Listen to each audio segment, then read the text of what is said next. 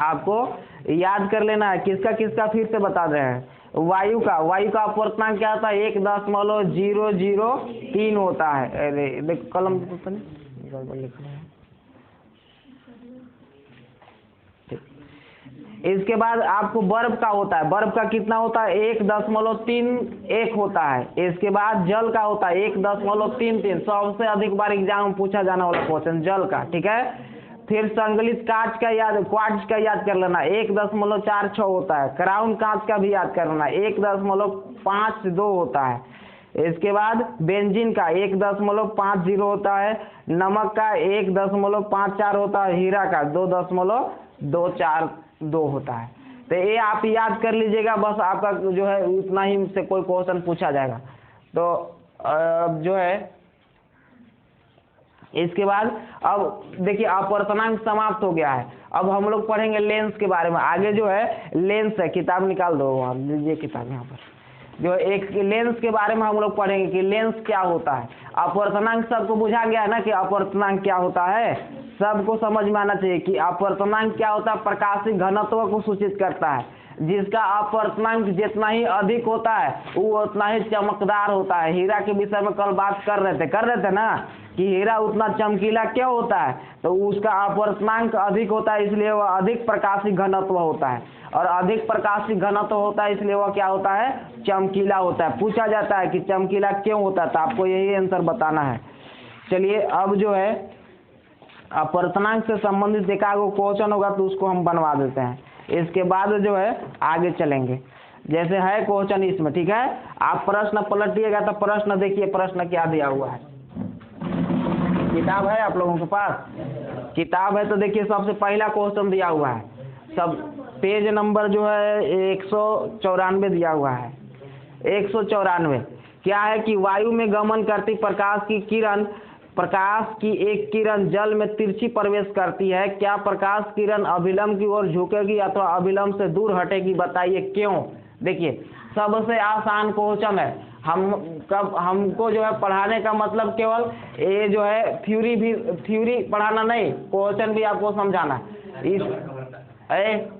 Disturb अगर नहीं पढ़ना है जिसको, वो डिस्टर्ब किसी को नहीं करेंगे, आराम से बैठल रहेंगे, ठीक। और जो पढ़ रहा है वो उसको पढ़ने दो। क्या है, वायु में गमन करती प्रकाश की एक किरण जल में तिरछी प्रवेश करती है। देखो कल एक ऐसा चित्र बनाए थे कि नीचे जल है, बनाए थे ना, नीचे जल है और ऊपर वायु है। तो जब प्रकाश किरण ऐसे जाती है तो ऐसे मुड़ जाती है। तो यही चीज आपको पूछा गया है।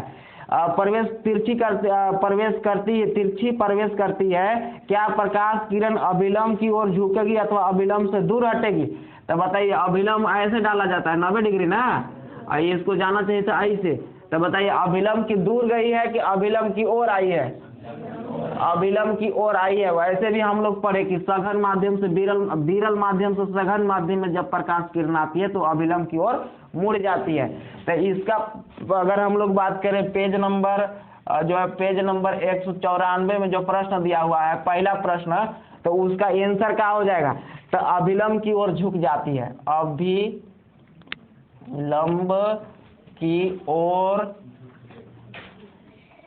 झुक जाती है, अभिलंब की ओर झुक जाती है। क्योंकि अब देखिए क्यों लिखा हुआ है, क्योंकि वायु से जल का अपवर्तनांक अधिक होता है, इसलिए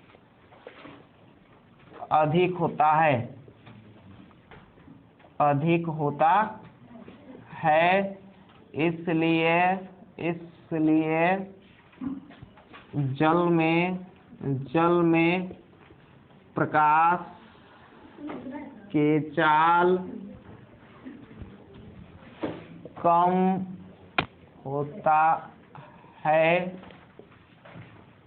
कम होता है। लिखिए, लिखना है आपको, पेज नंबर लिख लेना है और क्वेश्चन, पहला क्वेश्चन का आंसर लिख लिया आप लोग। घर पर जाकर के क्वेश्चन उतार लेना, क्वेश्चन बुक से उतार लेना। लिखिए जल्दी से। अभिलंब की ओर झुक जाती है क्योंकि वायु से जल का अपवर्तनांक अधिक होता है, इसलिए जल में प्रकाश के चाल कम होता है। और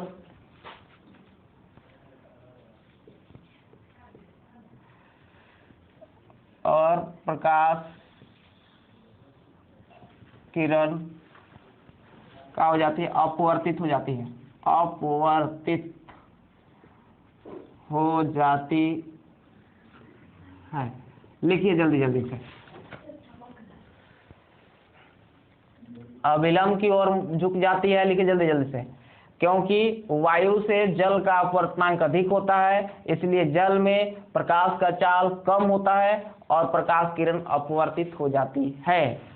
यानी कुल मिला के अपवर्तन इसका कारण है। ठीक, अपवर्तन के कारण ही जो है प्रकाश क्या हो जाती है, मुड़ जाती है और तिरछी उसमें प्रवेश करती है। लिखिए जल्दी जल्दी से।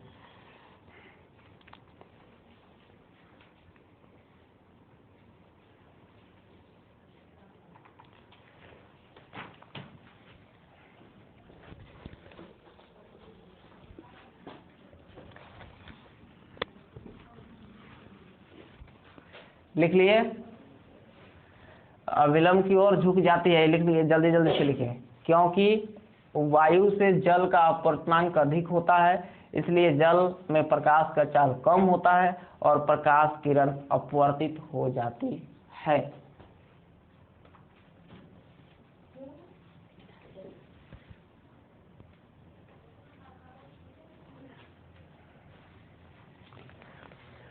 लिख लिए। अब देखिए दूसरा प्रश्न क्या दिया हुआ, प्रश्न पहले हम लिख देते हैं। बहुत सा लिखा हुआ,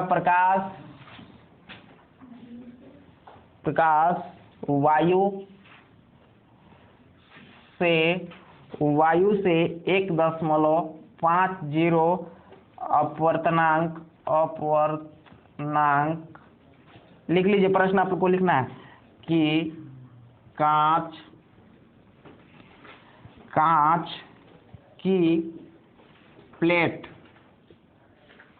कांच की प्लेट में प्रवेश करता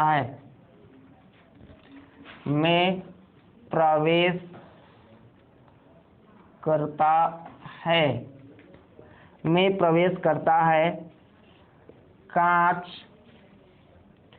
में प्रकाश की चाल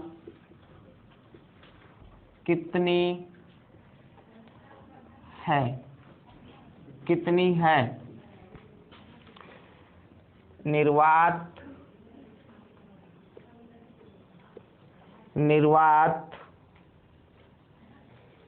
में प्रकाश की चाल 3 × 10⁸ मीटर पर सेकेंड है। चलिए प्रश्न पूरा लिखिए जल्दी से।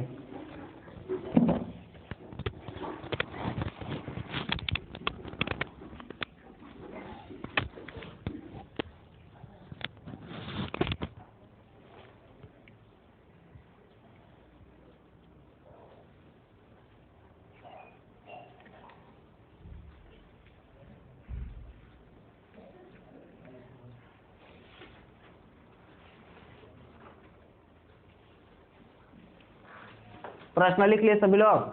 प्रश्न में क्या दिया हुआ है कि प्रकाश वायु से कांच में प्रवेश करती है, यही ना दिया हुआ है। अपवर्तनांक जिसका कितना है, 1.50 है और कांच में प्रकाश की चाल ज्ञात करना है। क्वेश्चन पढ़िए तो समझ में आएगा कि दिया क्या है और हमको ज्ञात क्या करना है। कभी भी क्वेश्चन आपको पढ़ के समझ में आना चाहिए कि पूछ क्या रहा है और दिया क्या है। जब आप खाली समझ जाइएगा ना कि हमको निकालना क्या है और दिया क्या है, तो आसानी से बना सकते हैं। अगर आपको यही चीज समझ में नहीं आएगा कि हमको क्या दिया है और क्या निकालना है, तो कभी प्रश्न आप नहीं बना सकते, कभी नहीं बना सकते। इसलिए सबसे पहले देखो यहाँ पर लिखेंगे सॉल्व और लिखेंगे दिया है। क्या दिया है, तो अपवर्तनांक दिया है। प्रकाश वायु से 1.50 अपवर्तनांक की कांच, यानी कि कांच का अपवर्तनांक नांक कितना दिया हुआ है 1.50 दिया हुआ है। फिर दूसरका में क्या दिया हुआ है, यहाँ पर देखिए निर्वात में प्रकाश की चाल। दूसरका में क्या दिया हुआ है, निर्वात में प्रकाश की चाल, यानी कि निर्वात में प्रकाश की चाल पहले बताया कि सी से सूचित करते हैं। कितना दिया है 3 × 10⁸ मीटर पर सेकेंड। हमको ज्ञात क्या करना है वो भी समझ लीजिए। कांच में प्रकाश की चाल, हमको कांच में प्रकाश की चाल ज्ञात करना है वाट। तो हम लोग फॉर्मूला लिखेंगे सबसे पहले। कल अपवर्तनांक निरपेक्ष अपवर्तनांक का एक फॉर्मूला लिखाए थे। क्या फॉर्मूला लिखाए थे, एन एम बराबर सी बटा में भी। सी क्या था, निर्वात में प्रकाश की चाल या वायु में प्रकाश की चाल। भी क्या था, माध्यम में प्रकाश की चाल, यही था ना। तो देखिए और एन एम क्या था, अपवर्तनांक दिया हुआ था। तो बताइए इस यहाँ पर कितना रखेंगे हम, 1.50 लिख सकते हैं ना, बराबर। सी की जगह पर कितना रख सकते हैं, 3 × 10⁸ मीटर पर सेकेंड रख सकते हैं, बटा में भी की जगह पर हमको निकालना है, कांच में प्रकाश की चाल निकालना है ना। तो इसलिए कांच में प्रकाश के चाल तो हम लोग भी लिख दिए। अब देखिए यहाँ भी लिख देते हैं, भी हमको निकालना है। अब यहाँ पर हम बना दे रहे हैं इधर, तो इसको क्या होगा, यहाँ पर बटा में ई वाला इधर आएगा तो ऊपर आ जाएगा, और 3 × 10⁸ बटा में ई वाला यहाँ नीचे आ जाएगा। देखिए इस जीरो हटा दीजिएगा तो भी कोई दिक्कत नहीं है, क्योंकि दशमलव के बाद उधर जीरो लगा दो तो उससे कोई मतलब नहीं होता है, ठीक। तो इसलिए इस जीरो को तो हटा दिए और यहाँ मीटर पर सेकेंड लिख दिए, और मीटर प्रति सेकेंड। अब इसको देखिए यहाँ पर इसको से इसको काट दीजिए, ये 1.5 लिखल है या 3 लिखल है, तो 1.5 दूना कितना होता है, 3 होता है। तो 1.5 का 1.5 और 1.5 दूना 3, तो भी बराबर कितना हो गया, 2 × 10⁸ मीटर पर सेकेंड। लिखिए आप लोग, आंसर आ गया, जल्दी से लिखिए।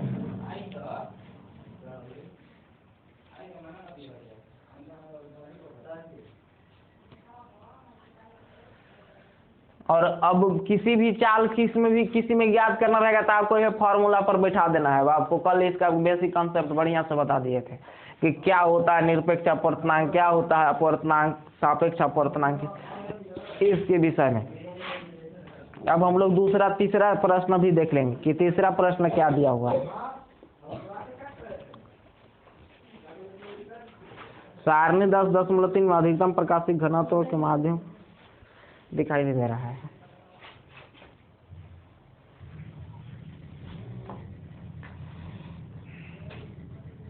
सारणी 10.3 से अधिकतम प्रकाशिक घनत्व के माध्यम को ज्ञात कीजिए, न्यूनतम प्रकाशिक घनत्व के माध्यम को भी ज्ञात कीजिए।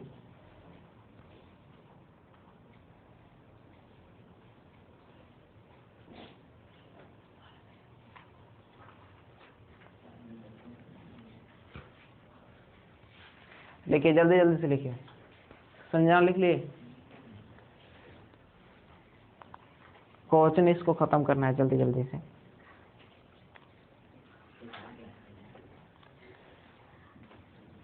खाली बातचीत हो रहा है ना, याद किया था, आज बताया था जो पूछे थे। हाँ तो ठीक है। अब अगला क्वेश्चन पढ़ो और देखो कि इसका आंसर बनाने आ रहा है कि नहीं, हल्ला नहीं करेंगे। अब मान लो कि आप लिख लिए और अगला लिख रहा है तो थोड़ा सा तो इंतजार करना होगा ना। देखिए अगला क्वेश्चन क्या है, आपको बोलता है कि अधिकतम प्रकाशिक घनत्व, बोलता है कि सारणी 10.3 से अधिकतम प्रकाशिक घनत्व के माध्यम को ज्ञात कीजिए और न्यूनतम प्रकाशिक घनत्व के माध्यम को ज्ञात कीजिए। तीसरा का आंसर किधर से देख के बताना है, सारणी को देख के बनाना है आपको। अच्छा ये आप लोग घर पर जाके ही प्रश्न पढ़े थे कि नहीं पढ़े थे, आपको बना के आना चाहिए। तो जब उधर का टॉपिक खत्म हो जाता है ना तो हमको ना पड़े कि होमवर्क है, होमवर्क देते तो हो सकता है बना के आते, क्योंकि सबका आंसर तो कल बता दिए है। बताया ना। जैसे इसमें न्यूनतम प्रकाशीय घनत्व और अधिकतम प्रकाशीय घनत्व पूछा है। क्वेश्चन नंबर 3 देखिए, 3 देखिए। तो 3 क्या है, इधर सारणी पलट के देखिए पहले, सबसे पहले किताब है सब लोगों के पास? किताब नहीं है तो कॉपी है, कल कॉपी में लिखा दिए हैं। कॉपी में जो आपका अपवर्तनांक वाला लिखा है उसको देखो, तो उसमें देखना है तो सबसे अधिक अपवर्तनांक किसका है? हीरा का। तो जिसका अपवर्तनांक सबसे अधिक होता है वह सबसे अधिक प्रकाशिक घनत्व होता है। ठीक है, जिसका अपवर्तनांक सबसे अधिक वह सबसे अधिक प्रकाशिक घनत्व। तो लिख लेना तीसरा में सबसे अधिक, सबसे अधिक, तीसरा का आंसर लिखना है सबसे अधिक प्रकाशिक घनत्व, प्रकाशिक घनत्व, घनत्व हीरा का है तथा सबसे न्यूनतम, न्यूनतम प्रकाशिक घनत्व वायु का होता है। लिखिए, सबसे अधिक प्रकाशिक घनत्व हीरा का और तथा सबसे न्यूनतम प्रकाशिक घनत्व वायु का होता है। लिख लिए? जल्दी जल्दी से लिखिए। क्वेश्चन भी आप लोग पढ़ लीजिएगा, नहीं तो खाली आंसर भर लिखे, पता चला क्वेश्चन लिखे नहीं किए। घर पर जा करके लिख लेना।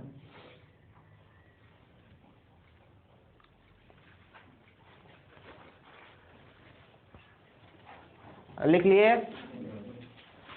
सबसे अधिक प्रकाशिक घनत्व हीरा का तथा सबसे न्यूनतम प्रकाशिक घनत्व वायु का। और क्यों? तो जिसका अपवर्तनांक अधिक होता है वो अधिक प्रकाशिक घनत्व, वो अधिक प्रकाश को फैलाता है। ठीक, और इसलिए वो अधिक चमकीला भी होता है। चमकीला भी पूछ सकता है आपको। ये सब कॉन्सेप्ट कल बताए हैं, अलग से नहीं है सब। जब आगे देखिए चौथा क्वेश्चन, आपको किरोसिन, तारपीन का तेल तथा जल, आप उस क्वेश्चन को पढ़िए बढ़िया से कि क्या दिया हुआ है, और उसका कॉन्सेप्ट कल पूरा क्लियर किया है। आप लोग से भी पूछते हैं इसका आंसर।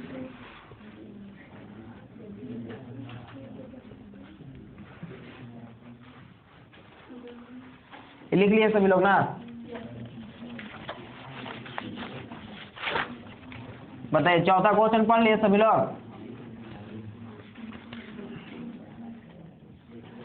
क्वेश्चन नंबर 4,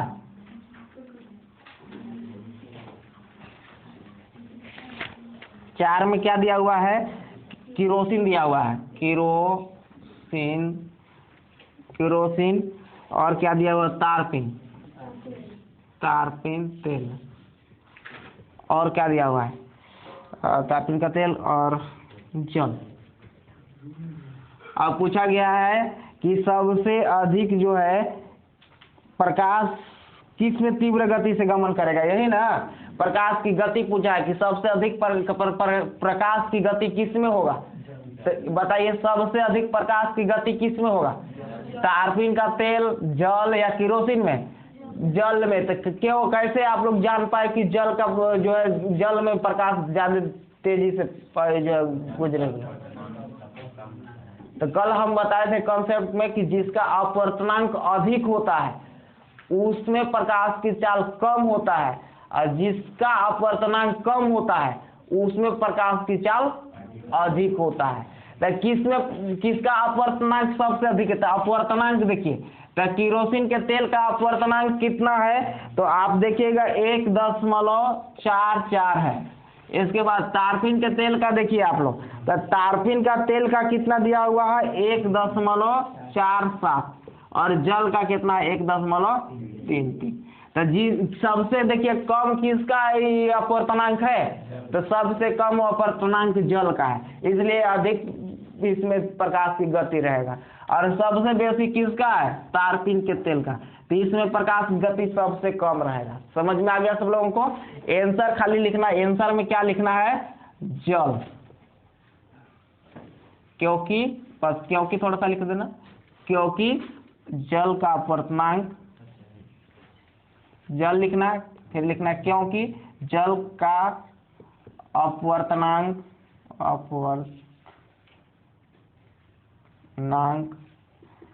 सबसे दिया गया में सबसे कम है। अपवर्तनांक दिए गए में सबसे कम है। जो दिया गया है उसमें से सबसे कम अपवर्तनांक किसका है? जल का है, इसलिए उसमें प्रकाश की चाल सबसे अधिक होता है। अगला क्वेश्चन इसमें दिया हुआ है, हीरे का अपवर्तनांक 2.42 है, कथन का क्या अभिप्राय है? लिखिए इसका भी पांचवा का भी आंसर, पांचवा तो प्रश्न छोटा है इसलिए हम लिख देते हैं पहले। हीरे का अपवर्तनांक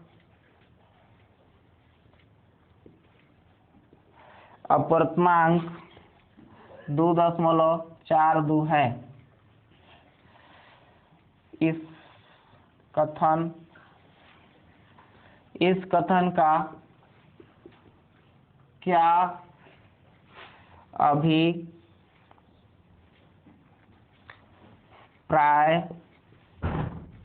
है? लिखिए क्वेश्चन पूरा लिखिए पहले।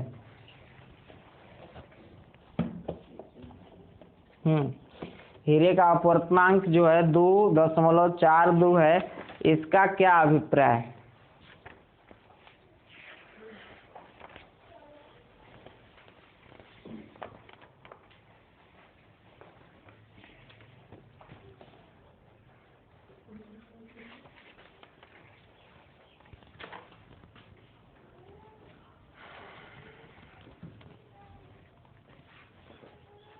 लिख लिए सभी लोग। हीरे का अपवर्तनांक 2.42 है, इस कथन का क्या अभिप्राय है? लिख लिए सभी लोग। देखिए इसका अभिप्राय क्या है, सब लोग बढ़िया से समझ लो, इसको याद नहीं करना है, बस समझ लीजिए। ये समझिए कि हीरा है, ठीक है, ये समझिए आप कि हीरा है, ठीक है, ये आपको समझना है हीरा है। कुल मिलाकर हीरा का आकृति कैसा रहता है पता है? षष्ठभुज।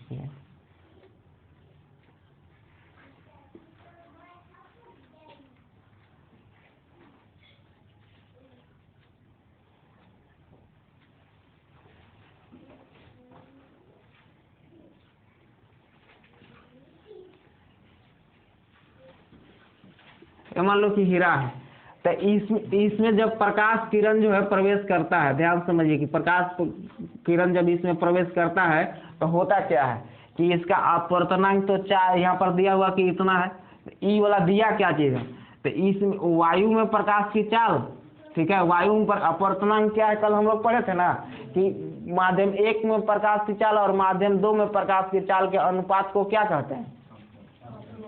अपवर्तनांक कहते हैं, वही ना पढ़े थे। तो ये अपवर्तनांक कुल मिला के दिया हुआ है। तो देखिए माध्यम 1 वायु है, माध्यम 2 इसमें का है? हीरा है ना। तो हमको अगर बताना है हीरा का अपवर्तनांक, इसका अपवर्तनांक, तो इसका मतलब ये हुआ कि इस माध्यम 2 में अपवर्तनांक और माध्यम V2 बटा में V1 ये होता है हीरा का अपवर्तनांक। तो आपको लिखना है, लिखिए आंसर तब समझ में आएगा। लिखना है हीरा में प्रकाश की चाल, हीरा में प्रकाश की चाल, हीरा में प्रकाश की चाल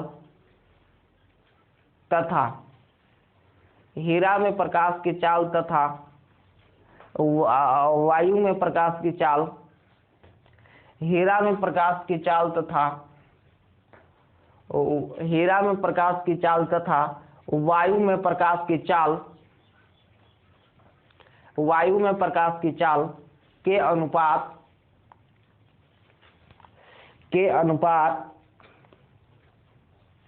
अनुपात लिख लिए सभी लोग, के अनुपात हीरा का अपवर्तनांक, हीरा का अपवर्तनांक होता है जो हीरा का अपवर्तनांक होता है जो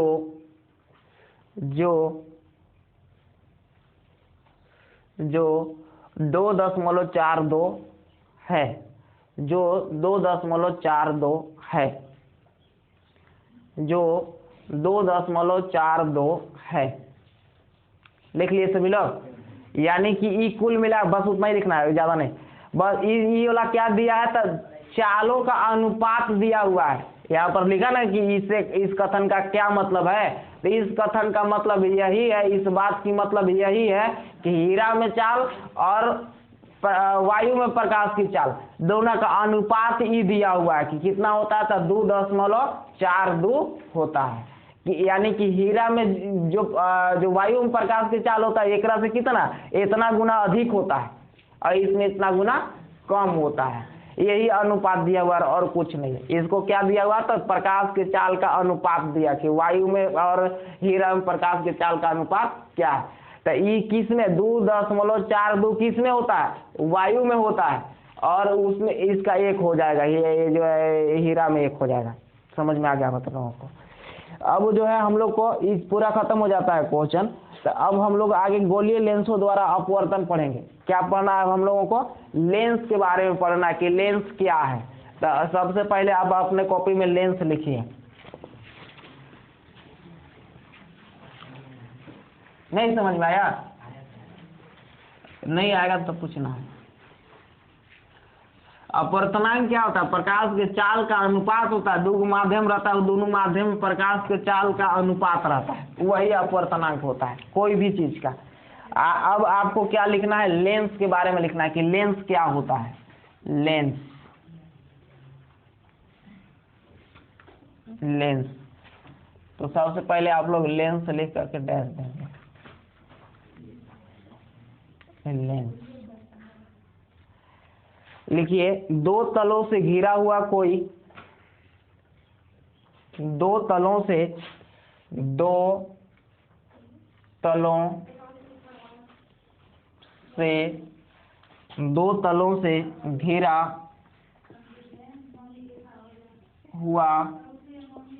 घिरा हुआ कोई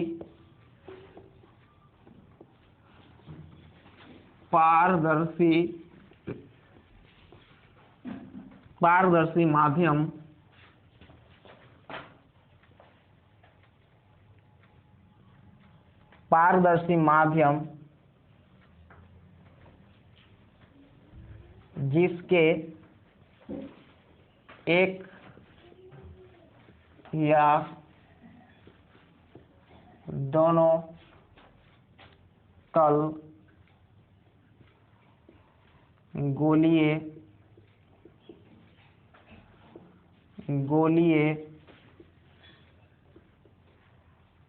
है, लेंस कहलाता है। लेंस कहलाता है। लेंस कहलाता है। लिख लिए सभी लोग? पहले देखिए हम लोग लेंस समझ लेंगे कि है क्या, इसके बाद आगे बढ़ेंगे। लेंस ऐसे तो परिभाषा क्या है कि दो तलों से घिरा हुआ कोई पारदर्शी माध्यम जिसे एक या दोनों तल गोलीय है, लेंस कहलाता है। जैसे हम लोग दर्पण पढ़ रहे थे, तो दर्पण पढ़ रहे थे तो वो अपारदर्शी माध्यम पढ़े थे कि दर्पण क्या होता है? अपारदर्शी माध्यम होता है। लेकिन लेंस क्या होता है? तो एक पारदर्शी माध्यम होता है, और यह जो दो तलों से घिरा हुआ क्षेत्र होता है, यानी दोनों ओर से जो है इसमें जैसे हम लोग बात करें दर्पण क्या पढ़े थे, तो ऐसे पढ़े थे और इसमें इधर ई लगा दे रहे थे, अपारदर्शी माध्यम लगा दे रहे थे ना। और इसमें एक ही पृष्ठ खींचते थे, दो पृष्ठ नहीं खींचते थे, एक ही ओर से केवल रहता था।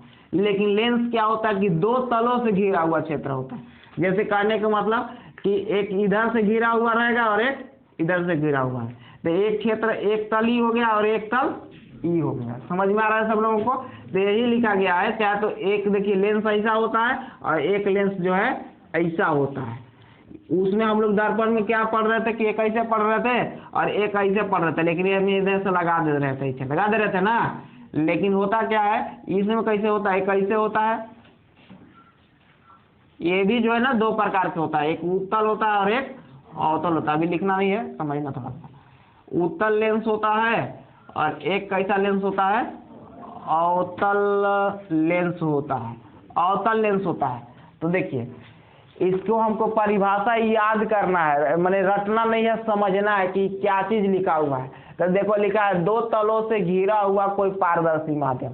देखिए ये एक माध्यम है, इसके बीच में माध्यम है, और कहने का मतलब कांच होगा, जो भी होगा, एक माध्यम होता है जो 2 तलों से घिरा हुआ रहता है। एक तलों से नहीं बल्कि 2 तलों से, एक इधर से भी देखिए घिरा हुआ है और एक इधर से भी घिरा हुआ है, 2 तलों से घिरा हुआ होता है। और कैसा रहता है, पारदर्शी। इस पार से उस पार देखिएगा तो क्या होगा, दिखाई दे देगा, जबकि दर्पण में दिखाई नहीं देता था। इसमें भी आप समझ सकते हैं कि एक तल इधर से है और एक तल इधर से है, और जो है ये इसी को हम लोग क्या बोलते हैं, लेंस बोलते हैं। ये भी एक पारदर्शी माध्यम है, ये भी एक पारदर्शी माध्यम है। दर्पण क्या होता है, अपारदर्शी माध्यम होता है। लेंस और दर्पण में सबसे बड़ा अंतर यही है कि लेंस जो है पारदर्शी माध्यम होता है, इसलिए इसमें अपवर्तन होता है, और दर्पण जो है पारदर्शी माध्यम नहीं होता है, अपारदर्शी माध्यम होता है, इसलिए इसमें परावर्तन होता है। ठीक, तो दर्पण हम लोग को नहीं समझना, दर्पण के विषय में हम लोग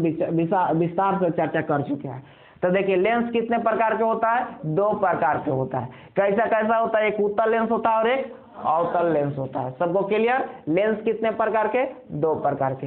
कितने तलों से लेंस घिरा हुआ रहता है, 2 तलों से। इसमें जो कैसा माध्यम है, पारदर्शी की अपारदर्शी। तो यह कैसा माध्यम है, पारदर्शी माध्यम है। सबको समझ में आ गया। देखिए अगर हम लोग बात करें लेंस बनता कैसे, तो थोड़ी सी चर्चा, लिखना नहीं बस थोड़ी सी चर्चा करते हैं। मान लो कि ये कि कांच है, ठीक है, कांच का एक टुकड़ा है, ध्यान समझिए। मान लीजिए एक कांच का एक टुकड़ा है ना, एक कांच का एक टुकड़ा है।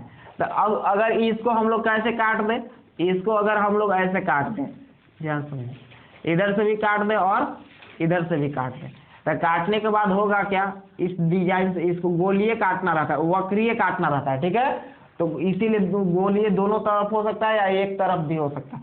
तो जब इसको ऐसे काटेंगे तो होगा क्या, ये वाला देखो बाहरी ऐसे निकल जाएगा, बाहरी ऐसे निकल जाएगा, और एने वाला कटंत कैसा बचेगा, ऐसे बचेगा, और इधर वाला कटंत कैसे बचेगा, ऐसे बचेगा, बचेगा ना। इसको अगर हम लोग बाहर निकाल दे तो ये ऐसे निकल जाएगा, और ये ऐसे रह जाएगा, और ये ऐसे रह जाएगा। अब इसमें एक और ऐसे बना दें, एक इसमें और ऐसे काट दे, तो होगा क्या, एक बन कैसे जाएगा ये,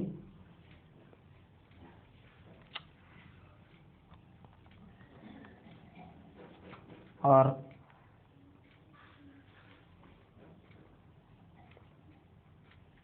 ऐसे बन जाएगा ना।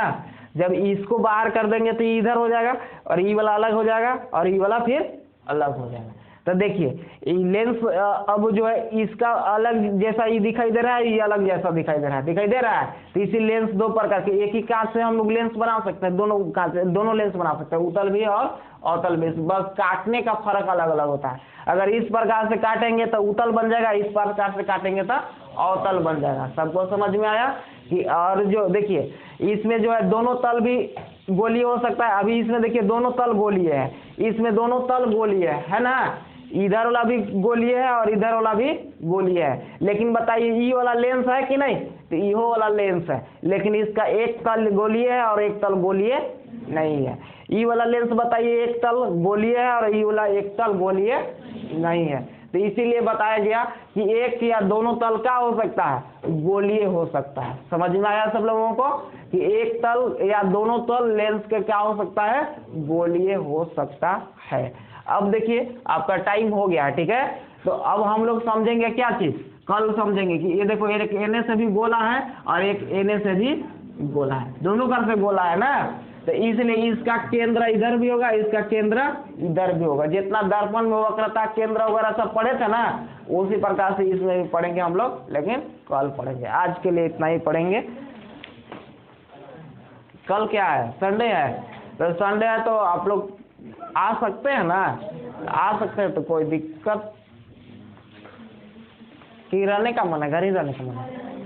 ठीक है। तो जो है कल आपको होमवर्क क्या रहेगा, आप समझ लीजिए कि जितना विज्ञान बताया गया उसको पूरा नोट्स बना लेना है, गणित जितना बताया गया उसको कल जो है क्या करना है, नोट्स बनाना है और रिवीजन कर लेना है, ठीक। हाँ, इतिहास जितना बताया गया उसको नोट्स बना लेना और रिवीजन करना है। कल जो है आप लोग अपने घर पर पढ़िए खूब बढ़िया से, सोमवार को आइए, ठीक। और जो है देखिए एक चीज़ और, आप लोग जो है अब फीस, इसको तो पहले